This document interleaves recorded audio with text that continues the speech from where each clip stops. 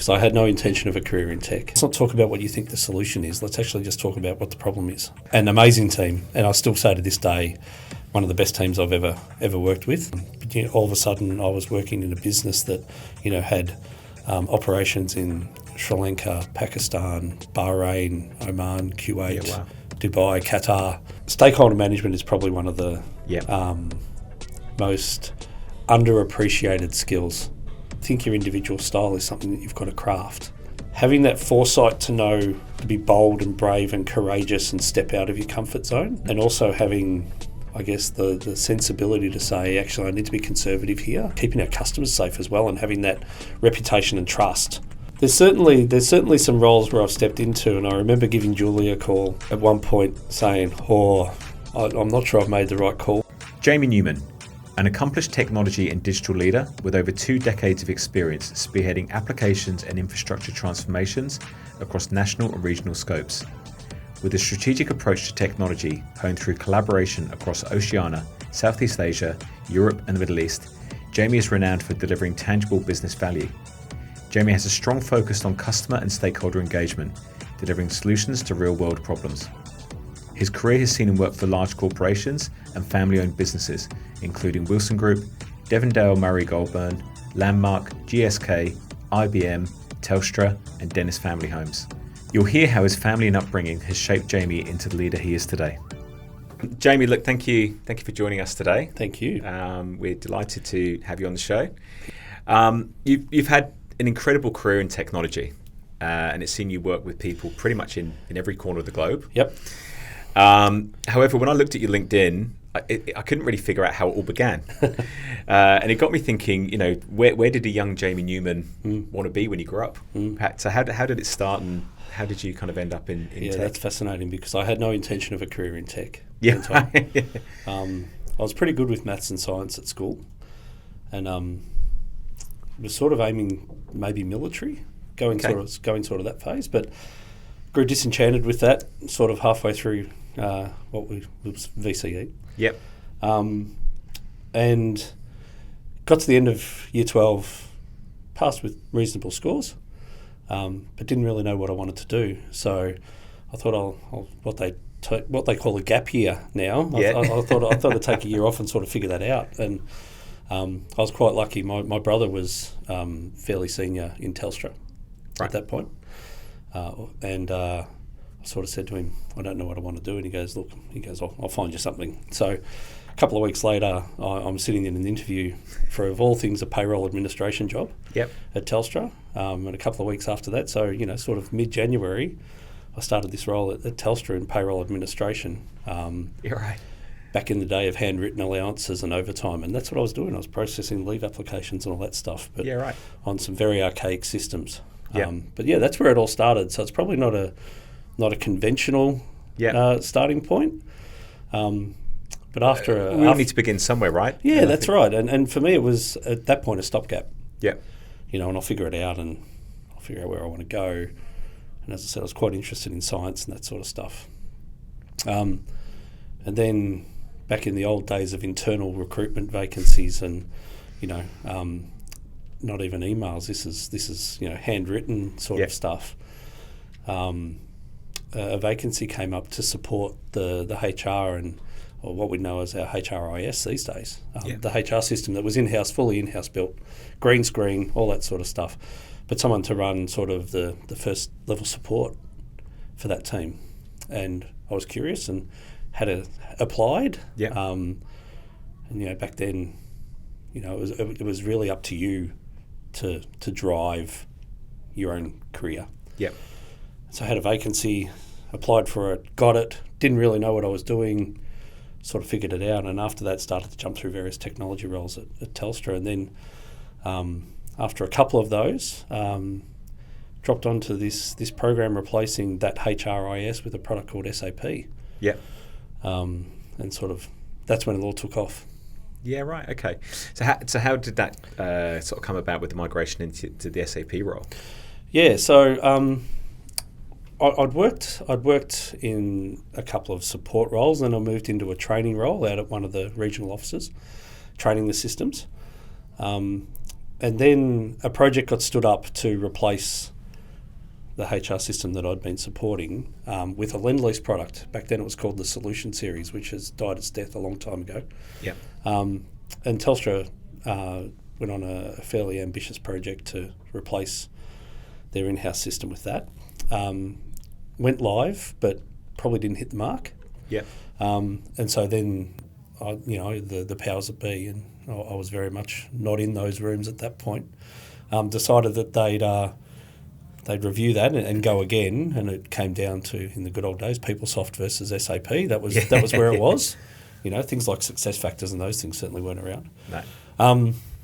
And SAP got the nod, and so the team that were working on the previous solution moved across, and they said, "All right, we're going to go again." And so I came in as a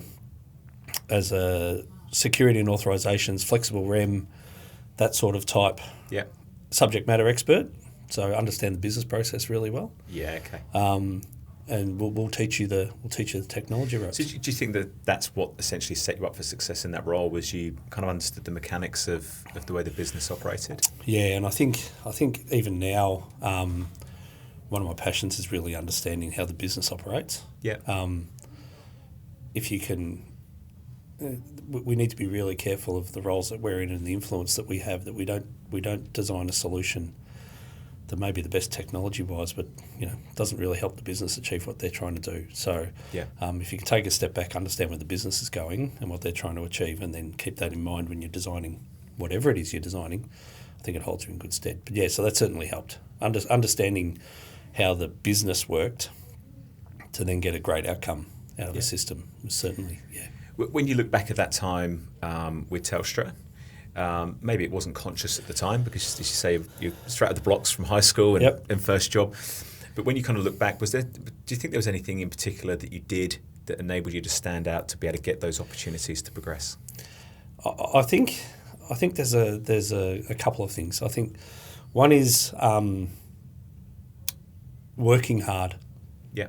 I think when you're particularly when you're starting your career out, there's a lot of people that are at the same level that you are, and you've really got to stand out from the pack. And one of the ways of doing that is just really delivering and getting good output and getting results on the board.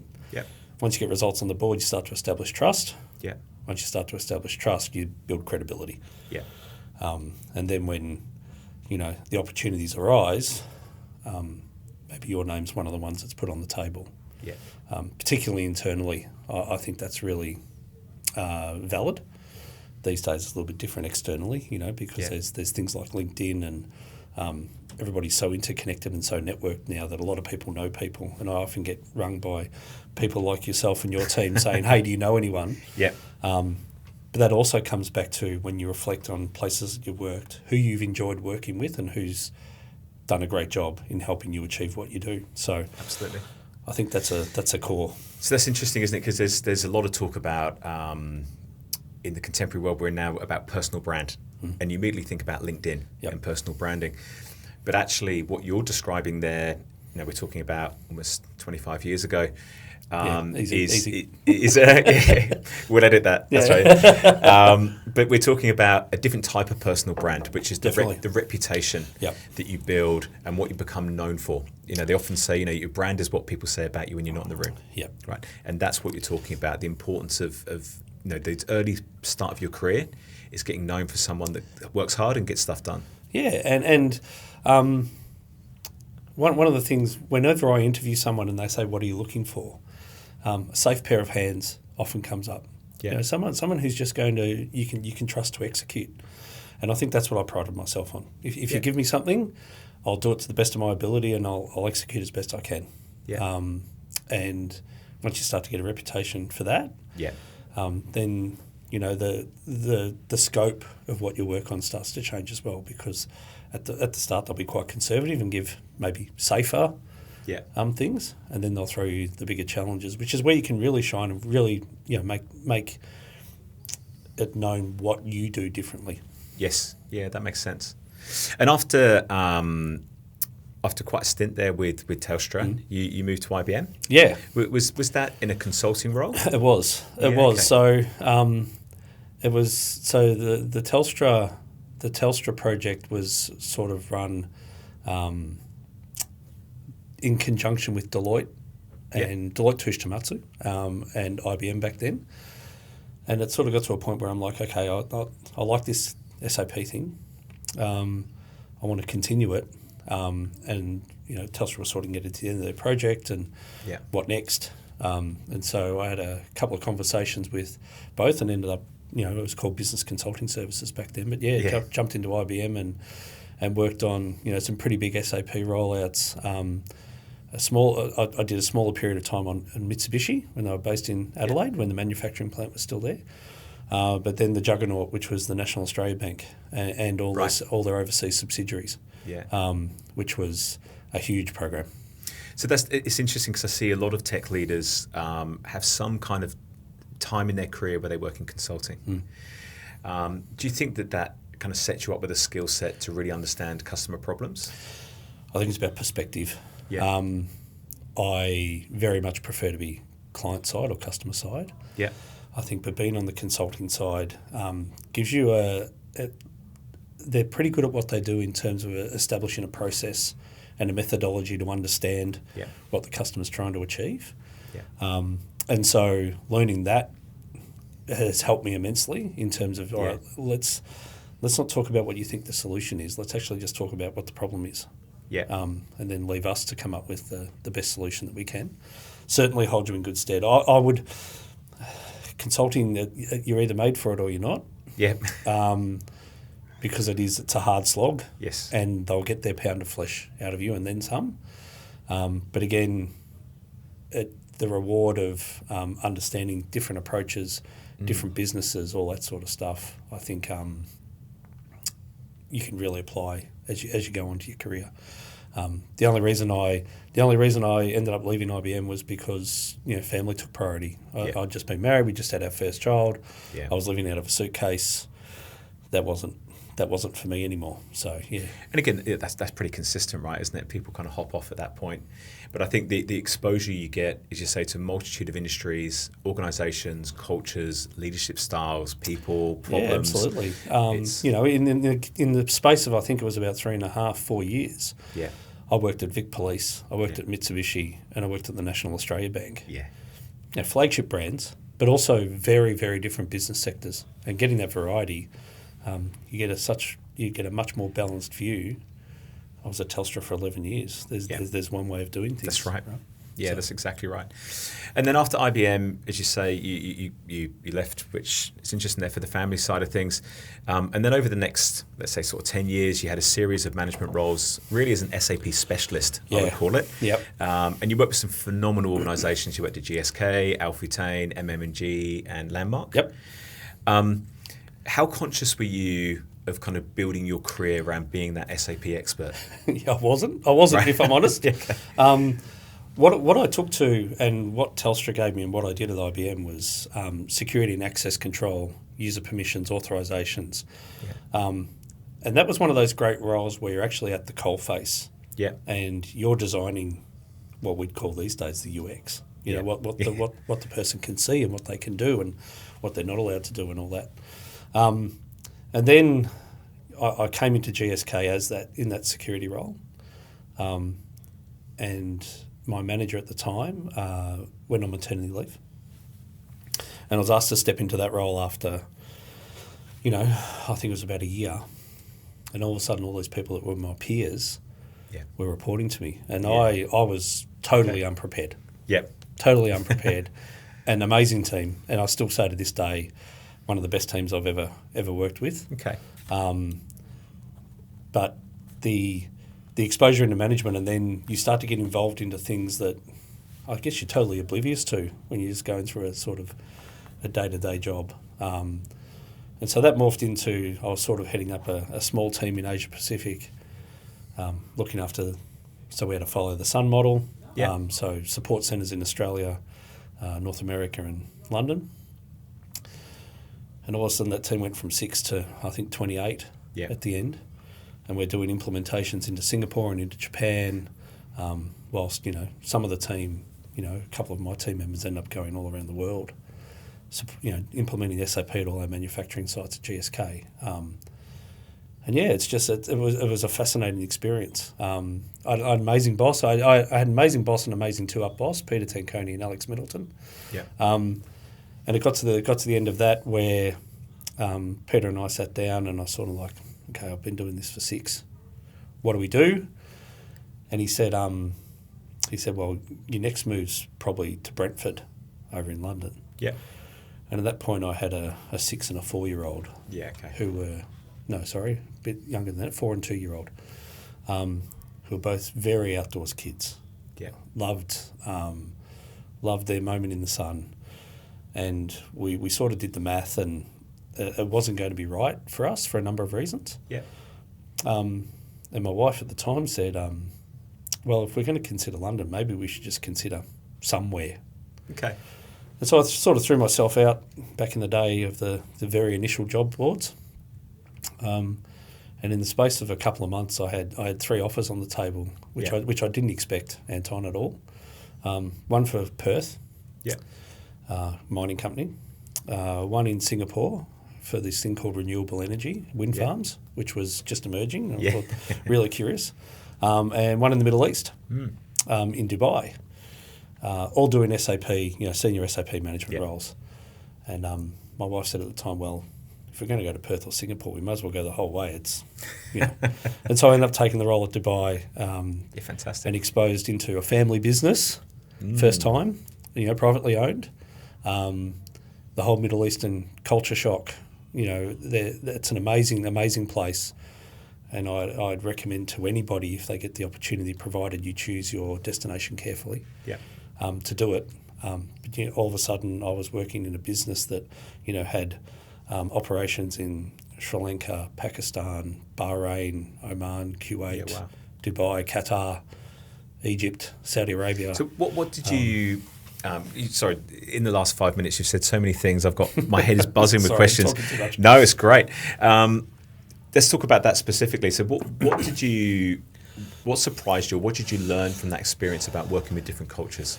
Yeah, well, so absolute culture shock to start with. And prior to that, I'd spent a fair amount of time in Singapore, and I'd either commuted or lived in Japan for about 18 months. Yeah. So it wasn't like it was my first culture. Yeah. But just totally different, time, Western society, especially in technology and in business in general, time's everything. Yeah. Time's discretionary. Things will happen in time, and you've got to be patient. Yeah. You've got to be respectful of local cultures. Mm-hmm. You need to understand that, particularly in the Middle East, relationships mean more than capability. Yeah. And relationships particularly mean more than sometimes business outcomes. Yeah, okay. And so having the ability to engage senior stakeholders prior to entering into meeting rooms to say, this is what we're going to discuss. Ideally, this is the outcome that we need. Are you on board? Was pivotal. Or else you'd get into meetings and they would just totally derail because they didn't want it to go that way. No other reason. There was quite often no logic around it. So. In terms of that cultural, climatization, let's call it, for example, was that through trial and error, or did you have a mentor that kind of guided you through? I had a great boss who was from South Africa, who sort of helped me through some of the ropes. Yeah. But a lot of it was trial and error. I made a ton of mistakes. Yeah. Not reading the room carefully. Not understanding the politics, not understanding the backstories, not understanding who the real decision makers were in the room, who may not necessarily be the most senior people. There was a lot of that. Is there anything from that experience that you kind of apply today? Yeah, definitely. Stakeholder management is probably one of the most underappreciated skills at our level, I think. Yeah. It's one thing to have a business case, and it's one thing to have outcome-driven, projects and all that sort of stuff. But having the business and the key stakeholders involved, and that can go all the way up to the board. Yeah. If you're lucky enough to get that time with board members, is pivotal. understanding where they're trying to go, which may not necessarily be 100% aligned with what the current business strategy is. Yeah. Understanding the longer term, the backstory. If you can massage your narrative to incorporate those, things become a whole lot easier. And the only way you can do that is when you sit down and talk with people, not just about work. Yeah, got it. So you actually build that personal relationship. Have to. Yeah. Have to. And that's something that I, even to this day, I spend a lot of time just sitting there with people and just talking. Quite often I have people come in and say, "What do you want to talk about?" And what do you want to talk about? I've got a couple of things we can kick off with, but really, what's on your mind? How can I help? What can I do to make your job a bit easier? Yeah, okay. And did you just, again, does that come natural to you, or did you learn that style from a specific leader in your career? I think, look, both of my parents were fairly personable. Okay. My dad particularly loved to chat. Yep. So I think there's certainly some hereditary stuff there. Yeah. But I think your individual style is something that you've got to craft. Yeah. And again, trial and error. Yeah. There are things that work, there are things that don't, and particularly, the things that don't work. Yeah. Taking the time to actually reflect on them and go, "Oh, I got that wrong. What can I do differently?" is important. Yeah. Okay. I noticed when you were with Landmark, Yep. you stepped, I'm going to call it your SAP bubble, out of that into a head of IT role. Yeah, it was interesting. I was going towards that in Dubai. Okay. Had fairly frank conversations with the CEO and the owner at that point. Yeah. But family circumstances dictated that we needed to come home. So Okay. career took a bit of a reset. Yeah. I'd been out of the country for a long time, so sort of had to re-establish that personal brand and that credibility. No one knew who I was, and I know that sounds a bit, full of myself, but it's hard to step back into a role in Melbourne, and they're like, "Well, what have you been doing?" "I've been working over here. I've never heard of that business." Yeah. And Alpha Tame's a $5 billion entity. Yes. Yeah. Right, but they're just not known over here. So I stepped into a couple of SAP roles, and then Mario Tieppo, who is still an amazing sounding board for me to this day. Yeah. He was CIO at Landmark, and he decided he was moving on to, at that point, SP AusNet. Yeah. And he had a chat with me and said, "I think you should have a crack." And at that point, I was still a bit in the reset mode. Yes. And he goes, "Oh, I think you're up for this." And so I stepped into the head of IT or CIO role at Landmark. Again, amazing business, amazing support, and I think having that support of the executive leadership team in technology roles, which again comes back to that stakeholder management and that alignment to business outcomes, really helps you get stuff done. What do you think Mario saw in you? Look, he knows I'm pretty passionate. Yeah. I'm pretty determined. Sometimes to a fault. Sometimes some of the reflection that I've done and some of the feedback I've been given is, sometimes you just need to take your foot off the gas. Yeah. A little bit, because I'm pretty determined, and I'm pretty stubborn too, Yep. which isn't great. So I think that's what I learnt from Mario is just read the room. So again, just understand how it's all playing out, and don't necessarily die in the ditch over stuff that's not worth it. Yes. Choose your battles if you like. Yes. Yeah. But also understand that you're not going to win everything, and that's okay.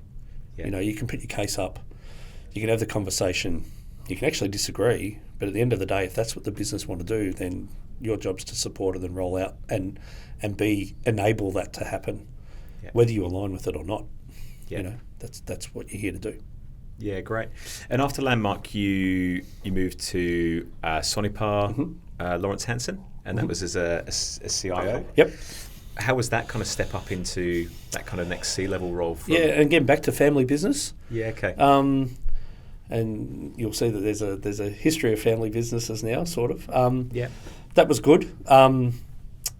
Again, French owned, so different operating model, with some real challenges. I'd obviously had a pretty extensive career in retail, but not B2B. Yes. And so now I was picking up the B2B bit. So there was a lot of learning in that, and that was really when things like e-commerce and all that stuff were really starting to take off. So, the digital team there did a great job of rolling out an e-commerce platform that's still in use today. And that was electrical wholesaling, is that right? Yeah. So literally selling the stuff behind the wall. My first job actually was a sales rep, electrical wholesaling. So there you go. Back in many years ago. But again, that's a very traditional model. Again, you're dealing with tradies, with sparkies. You're selling products on site, essentially. So I try and imagine what that digital transformation must have been like into that kind of more e-commerce world, and what challenges you faced. And I was only there for a year and a half, and then there was a change in strategy. There was a restructure, and I think that's another learning. Sometimes you don't have a choice. In your career, through no fault of your own, things change, and so that was different. And there was a strong push early on to not necessarily move away from the bricks and mortar business, because that is exactly what is important, is getting the tradespeople in, having the conversation with them, but making it easier. And that's when at first, and it's one of my my team probably gets sick of me saying it. If we make the employee experience, everyone's really concerned about customer experience and giving the customer an amazing experience, and of course, that's where the bills get paid. Right? But I fundamentally believe if you make the employee experience the best it can possibly be, then the customer experience will be outstanding. Because it's easy for them to do their job, and that's what came back here. We need to make the team that are at the counter working with the tradesmen. We need to make their job as easy as possible. Okay. And then after that role, you moved to Devondale. And it's interesting because I also noted that it was family businesses, and then you've gone to Devondale, ASX listed, I believe. A co-op. A co-op, So it's again a very different arrangement. And primary industry. So I hadn't worked there. Well, I'd done a bit of mining, but totally different. It's sort of my ag, and I loved Landmark. I loved the principle behind that Landmark, really looking after the farming community and those primary producers that keep us all going. And so, as I said, my departure from Sonopar wasn't planned. And so had a bit of a look around. John Kelvey was looking for someone to sort of pick up the SAP team there. So again, back away from a CIO role. But sort of they were going through a purchase. So Saputo were in the process of buying out the business, and it was very much about let's not scare the horses too much, because there's a lot going on. So let's just keep focused on what we need to do. And I was only there very briefly, and I remember one of the other senior leaders at the time said, why are you here? You're a CIO. Why have you stepped down and all that sort of stuff? And sure enough, about 10 months in, I got a phone call about a potential role, and it's working for a big family-owned business. They work in the the security space and a couple of other sectors, and being quite careful with their words. Would you know anyone who wants to sort of step in? There's a huge IT transformation that needs to be done, and they're looking for someone to take it on. Can you think of anyone? And I said, well, I'm curious. And that's when I stepped into the role at Wilson. So, got it. Sorry, before we go to Wilson's, that's interesting. So that the takeaway there is that being bold enough sometimes actually to step into a role that you were very comfortable in that SAP role at Devondale. Right. But to buy yourself some time to really also then just reconsider what you wanted from your career. And there's been a few resets. And I think that's really important. As I said, I came back from Dubai. That was a reset. Again, that was personal circumstances necessitated that. We needed to be back in Melbourne. That is what it is. So you need to reset again. Sonopar, not by choice. Reevaluate, reset. I had some fascinating conversations with some quite senior leaders in some amazing businesses, but it wasn't right for me. but Murray Goulburn was. I knew I could make a difference. I knew I could make an impact. Yeah. But it was also within safety, and having that foresight to know to be bold and brave and courageous and step out of your comfort zone, and also having, I guess, the sensibility to say, actually, I need to be conservative here. Yeah, I think is really important. Yeah, right. And as you mentioned, you then went on to Wilson Group. And I guess most people will be familiar with it from parking their car in the city, and that's kind of what you think of with Wilson. But obviously, it is much more complex than that as an organisation. What role did tech play in that organisation? So it is an amazingly complex business, a pretty well kept secret. A lot of people would know Wilson Parking, obviously. A lot of people would have seen the Wilson security patrol cars going around.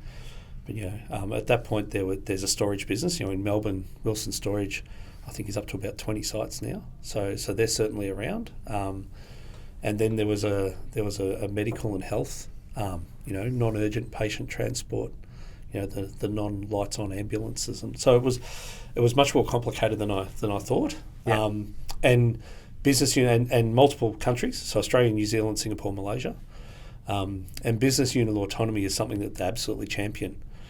So you come into this corporate role, and quite often in IT roles, you're told to standardise and to centralise and to make things more consistent.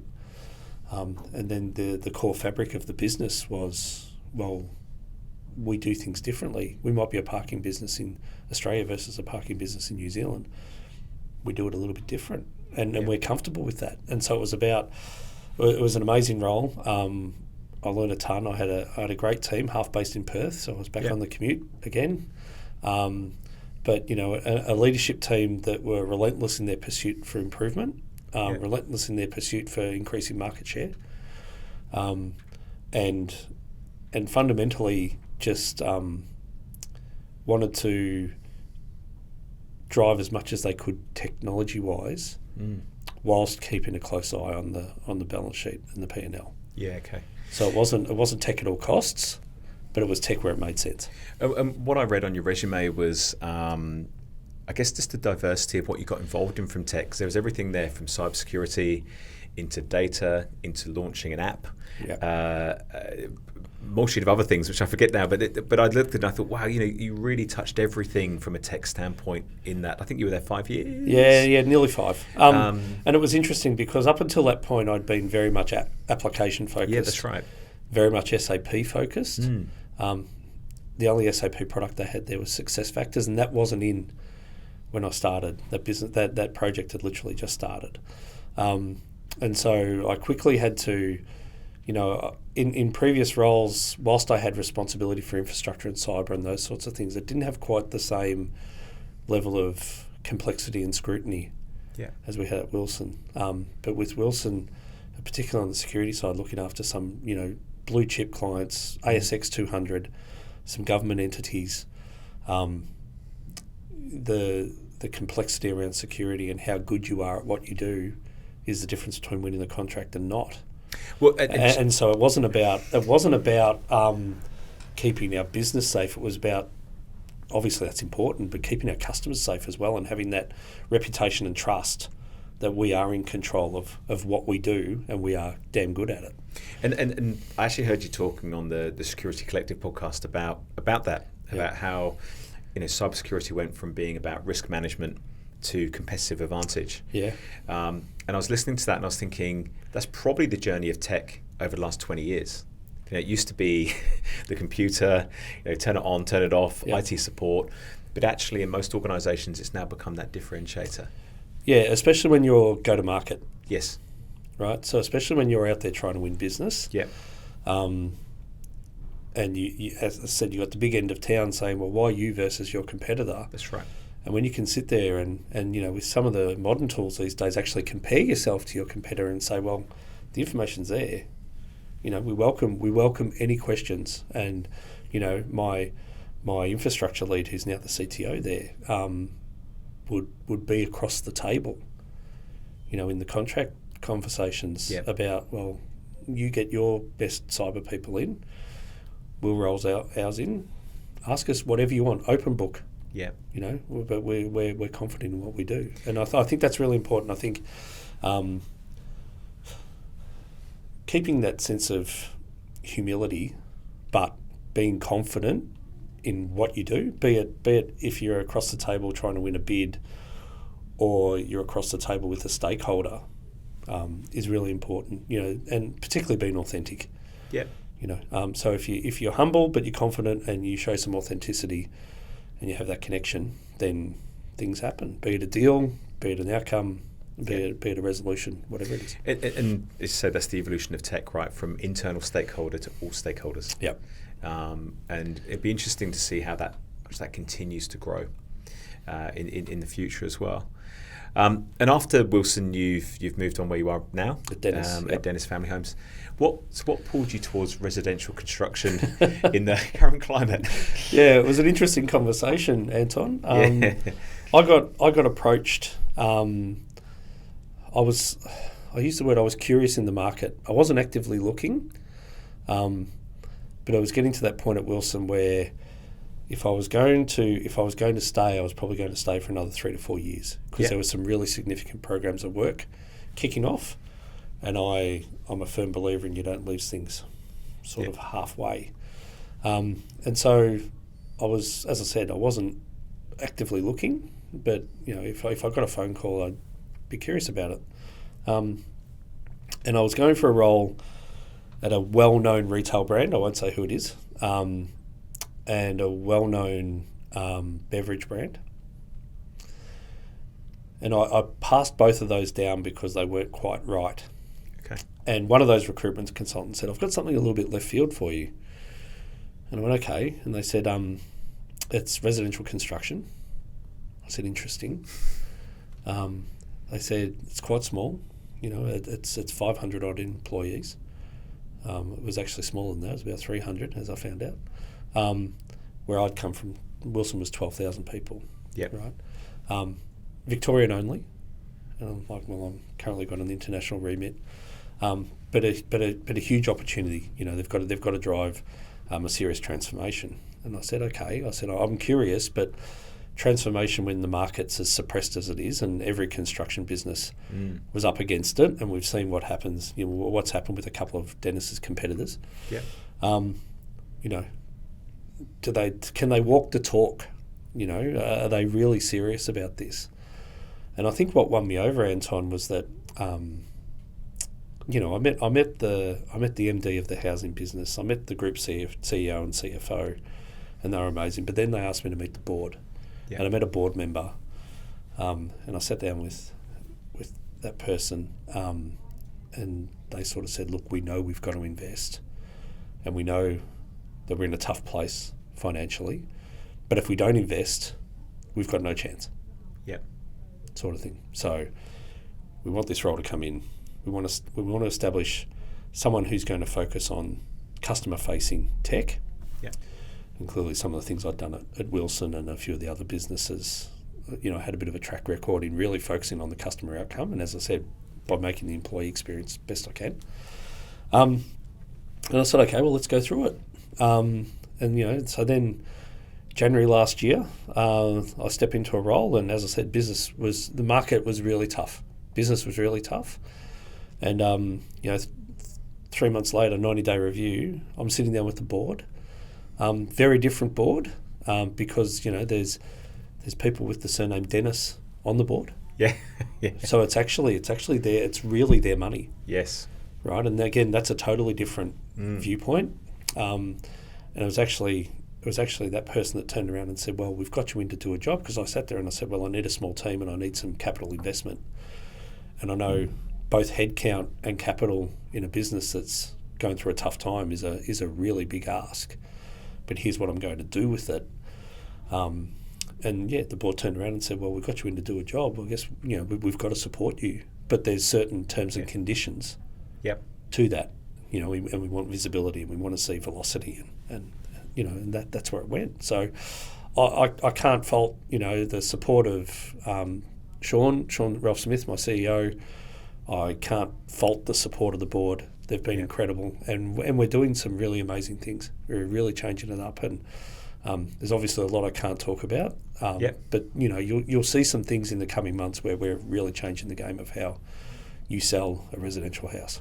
That's great. Look, I love it. I love that in your career you've gone into, let's say, non-traditional companies that people think about tech. Yep. And you can see the passion in you about that, about working in those companies and the transformation and the journey that they're coming on as well. And I think that's really admirable. And I think that, again, it clearly resonates with you to be in much more of a family type setup. You even there spoke about your parents earlier on. But family's obviously an important facet to you. Yeah, Dad was self-employed.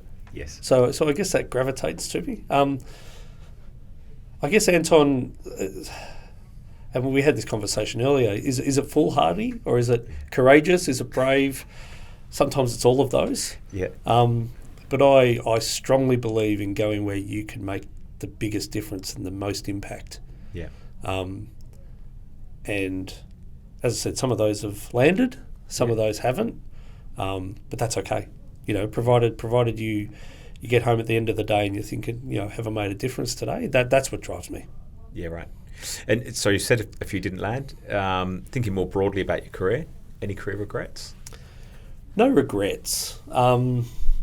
There's certainly some roles where I've stepped into, and I remember giving Julie a call at one point saying, I'm not sure I've made the right call here. Yeah.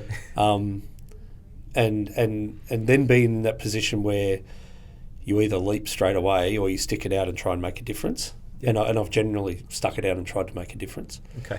There's only been really 2 of those. But again, it's about then, okay, well, what do I do with this? It's not going, it's not everything. It didn't appear like it was on the outside. So what can I do? Well, what you can do is go back to what you do best. Surround yourself with good people, make them feel empowered, give them the sense and the encouragement that they can take risks again, not reckless, but you can take some risks and be ambitious, and I've got your back, and drive a culture of that. Really makes a difference. And then you start to see people get their tails up and start to have a bit of a go. Yeah. And then things happen, right? And then at the end of it, you decide, is that something that I can stick out? Culture's massive for me. Yeah. And the 2 that I would call not regrets, but maybe if I had my time again, might think through it differently. The culture was a challenge.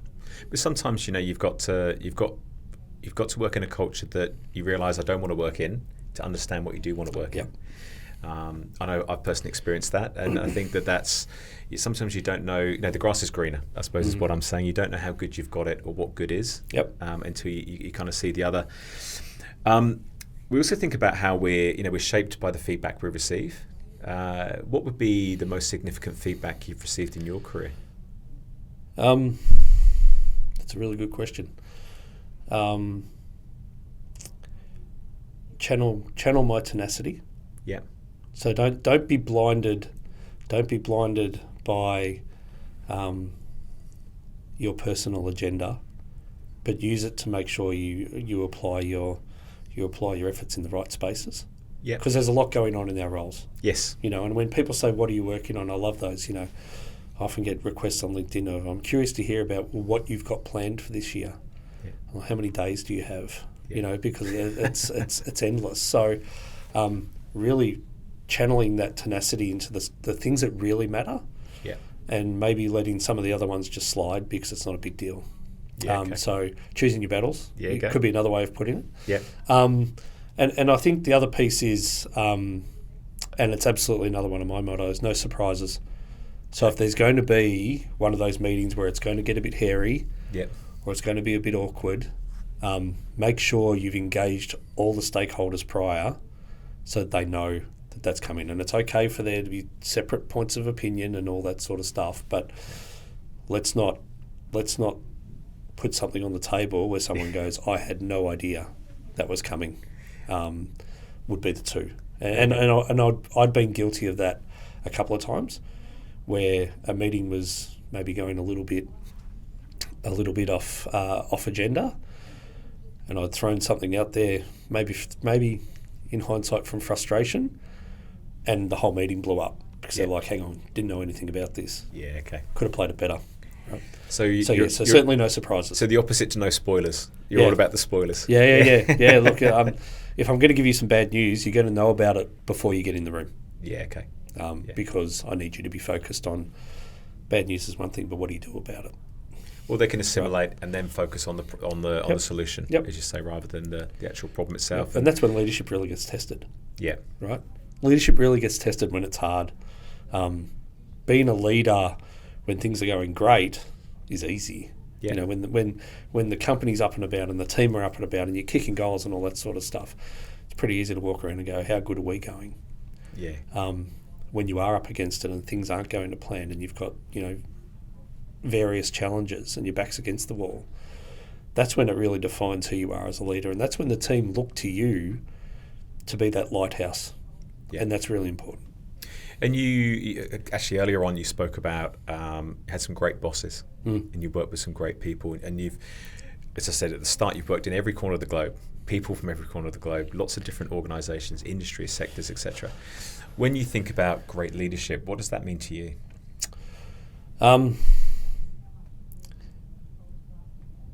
Another good question. From what I look for is I look for someone who seeks to understand. Yeah. Someone who has the wisdom to make a call and has the courage to potentially change that if new information comes to light. A lot of people get frustrated because decisions change. Yeah. People make decisions based on the information they got at that point in time, and sometimes things change, and that means the decision needs to change. But for me, leadership is and then that trust and that empowerment and that sense of run, I'm right behind you. Yeah. You keep shooting, I'll keep reloading. Yeah. Sort of thing. Like that. Is exactly what I think when I think about my great leaders. Yeah. That's what I've had. I've had people who have been behind me 100%, who aren't afraid to tell me to course correct because the situation's changed. Yeah. But also will back me in when I really firmly believe in something. Yeah, great. For my team, the great teams I've worked in and with, collaboration, not staying in your lane. So being prepared to muck in. So it's not doing everything, but if a particular department or a particular person is struggling, going in and giving them a chop out. Yeah. And having each other's back is really important. Yeah, great. And what do you enjoy the most about being a tech leader? Oh, the variety is amazing. Yeah. A lot of people say, "What do you do?" Yeah. What do you do in your day? I think being able to start with a business opportunity or a business challenge, and at the end of it, stand something up to go. I really contributed to that, and the number one measure of anything we do is adoption. Yeah. Right. Yes. And seeing people actually take something and run with it and go, "This is cool." That's what I love. Yeah. Right. And that could be anything, or that could be if I take the I guess the risk and cyber approach, just that acknowledgement that you're keeping your employees and your customers safe. Yeah, is pretty important too. Yeah, great. If you, it's my final question, probably around kind of career and of sorts. But if you had one singular piece of sage advice that you would give to the next generation, what would it be? I really think, and we sort of alluded to it earlier, choose your times to be courageous, and choose your times to be conservative. Yeah. But if you're not sure, be courageous. So take a chance versus not. Especially if you're fairly new to your career or fairly young, there's plenty of time. There's plenty of time to reset. Yeah. Right. And when you get to my age, a little bit older, you have a bit of more wisdom to figure out, where does that balance sit? Yeah. But that would be my advice. Don't be afraid to be bold and courageous. Yeah. But don't be reckless. Yes. Good advice. Yeah, thank you. I love to find out what people read as well. Going off topic a bit, but I'm curious to see, how you kind of stimulate your thinking and whether it's relaxation or development, whatever it could be. But what's on your kind of read list? There's a couple of things. I think a couple of my go-tos that I haven't read for a while, but I occasionally pick up. And these were given to me by Cameron Schwab. I've done a fair bit of work with Cam, and that was great fun. But Matthew McConaughey's Green Lights is a great book about just working your way through challenge and those sorts of things. For those of us that are big in productivity and prioritization and all that sort of stuff, James Clear's Atomic Habits is a great read. Currently at the moment, I'm massive in pro sport, and I think there's a lot of parallels between professional sport and elite business performance, and that's why I think Cam and I get along so well from his roles in the AFL, etc. I'm reading Dan Carter. So Dan Carter, the former All Black. Yes.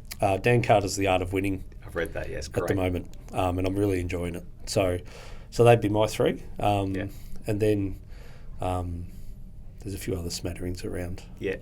But anything to do with elite performance in sport is usually will get a look through from me.